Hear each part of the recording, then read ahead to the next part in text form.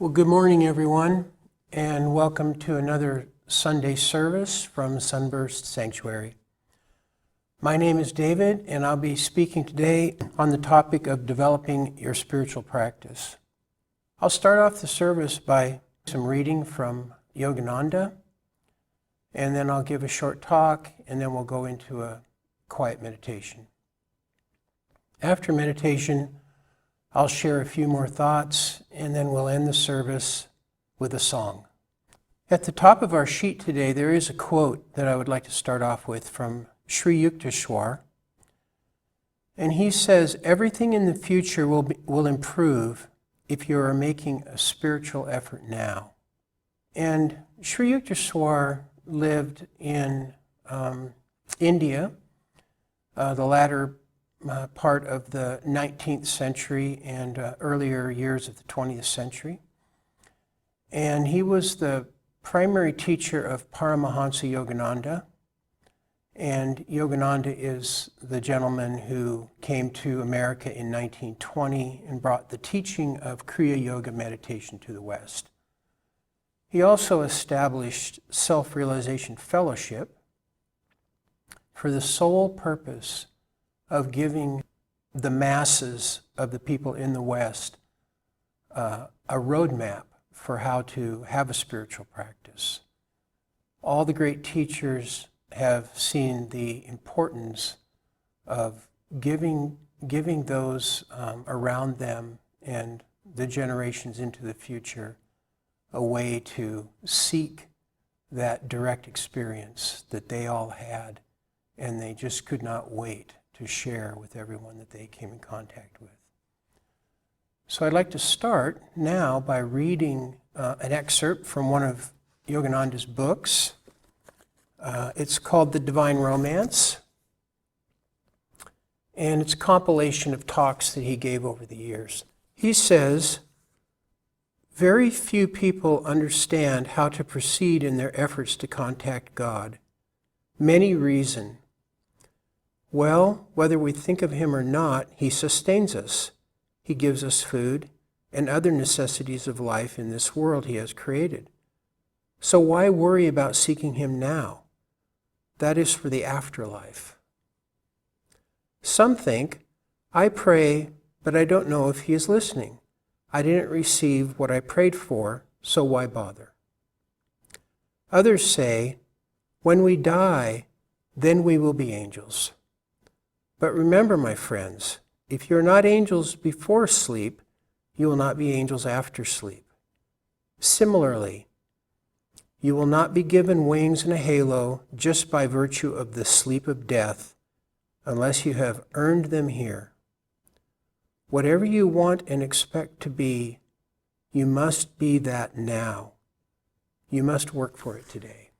Yogananda is, in those few short words, just pointing out to anyone who is thinking about possibly what their relationship is with God while they're here in these bodies.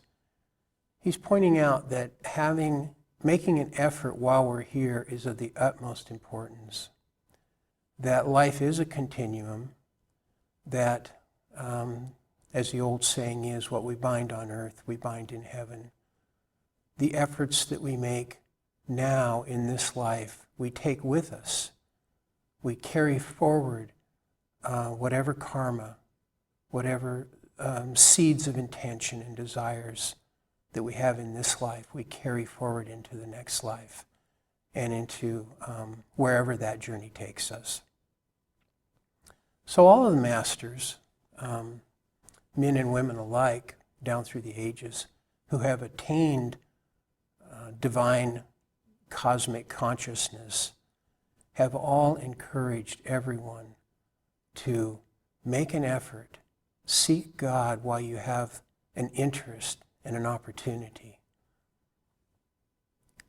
One of my favorite quotes from Jesus is that, "As a man thinks in his heart, so is he." And as I've meditated on that over the years, I've come to realize that what he is saying is that the things that we really that we dwell on in our in our minds with feeling and with emotion are the things that start to manifest in our lives. And every thought that we have is a seed that is planted into the future that helps write really our very own future destiny. The things that we dwell on and the things that we really put feeling into and the energy of our heart into, those things really, really take root and show up in our future. So the idea of having a spiritual practice is simply to do things in our life that give us the opportunity to have more and more of those positive, wholesome, life-affirming, supportive energies for our spiritual growth. Have those things show up in our life. Give ourselves the chance to just have the space to receive clarity and positivity. We're so busy in modern day life, especially now in this age. We're so busy with stimulus from the outside. And all the teachers are saying is, just set some time aside within your day to put attention on your relationship with the divine. When we think about it, we set quite a bit of time aside every day to nourish our physical bodies. Maybe we eat breakfast, lunch, and dinner, and with regularity we don't miss that. But many times I've heard people say, I just don't have time to meditate. Well, we all find time to prepare and eat food, probably more time than it would take to sit down and meditate for even just 15 minutes a day. And that's the gift, is that we don't have to make a giant practice out of our spiritual approach. It can be different for each person. One person might feel the need to go join a monastery and devote all of the energies of their life to seeking spirit, while someone else might be a householder and they might have a practice that sets aside a certain amount of time each day where they dwell on spirit. And here at Sunburst, as many of you know because you've been here before, we have a pretty big emphasis on sitting meditation. And also we have conscious paths of living and virtues that we use as a roadmap, as a guide to help keep our spiritual approach on track. But there are people down through the ages, men and women, who have not necessarily had a real structured spiritual path, but they have still had really high states of illumination. Maybe they came into this world with great past life karma that just was going to naturally unfold in this life. Many of them found their awakening out in nature. All of them found it in silence, within the silence of their own bodily temple. It's different for everyone. You can customize whatever your practice develops into for yourself, and what works for you is what's most important. If you find that meditating in the morning for 15 minutes works well for you and that you're able to carry that energy with you throughout the day, then that is good. Someone else might find that meditating for an hour is better. And you just have to concentrate on figuring out what works best for you. I heard an interview recently with the Vietnamese Buddhist monk Thich Nhat Hanh, and he was posed the question, do you meditate? And he said, I meditate all day long. I meditate while I'm watering the garden, or while I'm washing dishes, or while I'm speaking with my fellow monks. And we have a lot of joy in our lives because we find that joy and that deep peace from within through our meditation. And then he was asked, well, do you sit and meditate? And he said, yes, we do that too. We do it as individuals, and sometimes we do it as a group. And meditating with others, if possible, cannot be overrated or overestimated. It's really good if we can find people who are also seeking spirit and combine our energies together and meditate together with them. Nourishing our spiritual bodies, just like we nourish our physical bodies, like I was speaking of earlier. Once we realize the importance of this and we accept that we do have a rich inner spiritual life, we find it easy to want to nourish our spiritual bodies. And so we know when we eat a meal, it nourishes our physical bodies. And so when we want to find ways and develop a practice that nourishes our spiritual bodies and gives us soul awakening, we just need to think about those things that we have opportunities in our lives to do. Meditation, walks in nature, maybe practicing yoga, energization exercises that are taught here at Sunburst.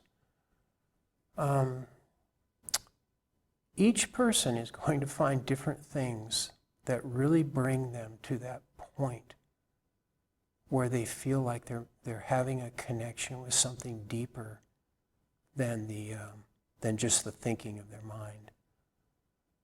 And I just would like to encourage each of you to explore that.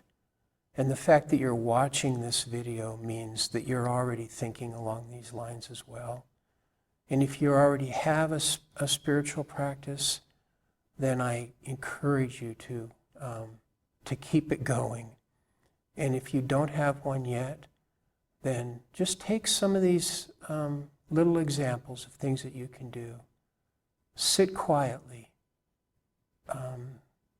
Dwell in the silence of your own inner being, because that's where all of the answers to all of the questions, the deep questions that we have in life, will come from. I'd like to invite you now to sit with me and to sit with everyone else who's viewing this video and have a quiet meditation. I'd like to lead us into this meditation with a prayer. O Divine Spirit, you are our creator and our sustainer. You are with us every moment of every day, waiting for us to turn our attention and to invite you into our lives. Please join us now in our united effort to uncover the mysteries within, which are awaiting each of us. We love you, Divine Spirit. I am that I am, our Mother and our Father, and our very best friend. Amen.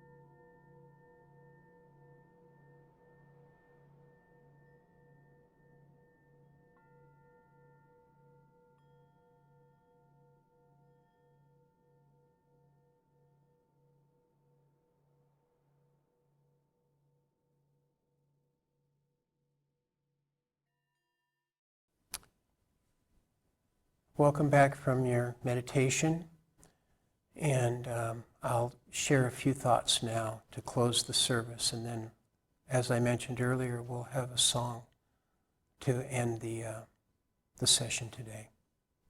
There's a quote that I heard years ago, and I'm not sure who it's from, but it goes, "If you wish to build a ship, do not divide the men into teams and send them to the forest to cut wood. Instead, teach them to long for the vast and endless sea." And this quote reminds me of how important it is that after we have a structure that we have built, that we might refer to as our spiritual practice, that we never forget why we are practicing. That we remember that the vast and endless sea of inner space is available to us, and that our soul ship is designed, and the efforts that we put into preparing it to sail that endless sea are for that purpose. Not that we become really good meditators or very proficient at yoga, or that we log many, many hours walking in nature. These are all beautiful, important things to do.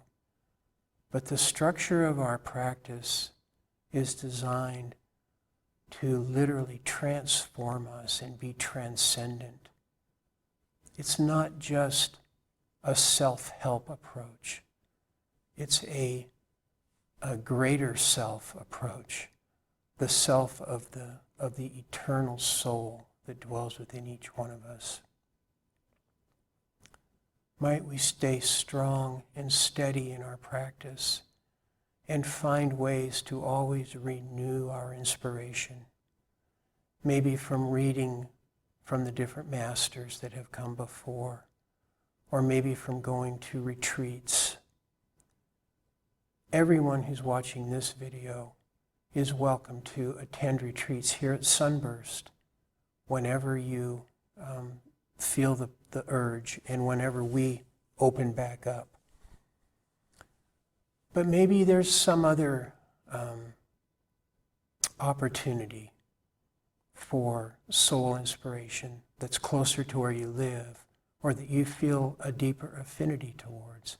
All paths that are practiced with the intent of direct experience with God, all lead to the same place. And we are so, so grateful that we have a place here that we can offer to you to come, find inspiration that you can take back into your life and keep your soul ship sailing toward divine illumination. Thank you so much for joining us today. And we'll go into our song now.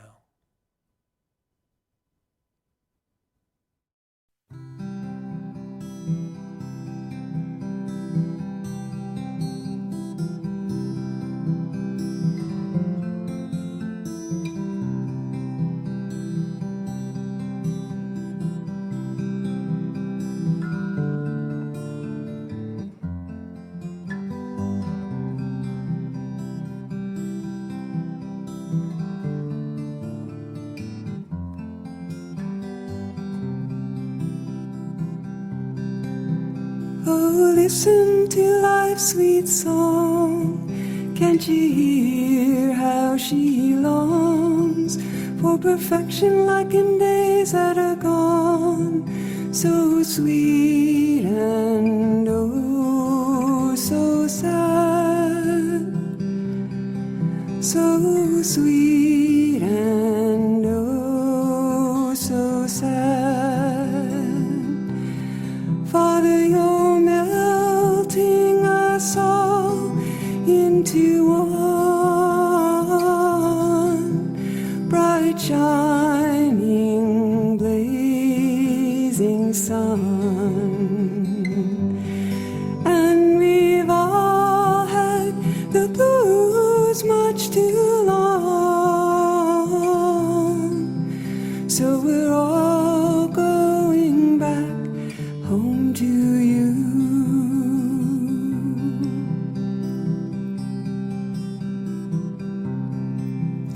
Oh, big wheels are turning round all around us without a sound, and they're spinning within us too. Oh, I can feel the love, can't you? Oh, I can feel the love, can't you? Father, you're melting us all into one bright, shining, blazing sun. And we've all had the blues much too long, so we're all going back home to you.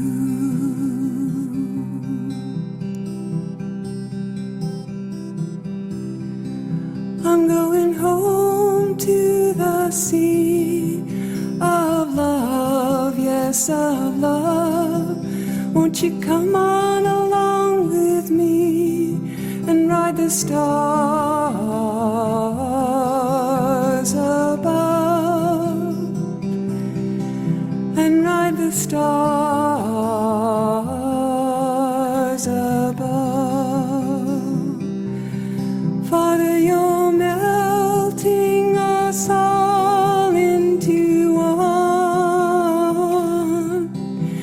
bright, shining, blazing sun. And we've all had the blues much too long, so we're all going back home to you. Yes, we've all had the blues much too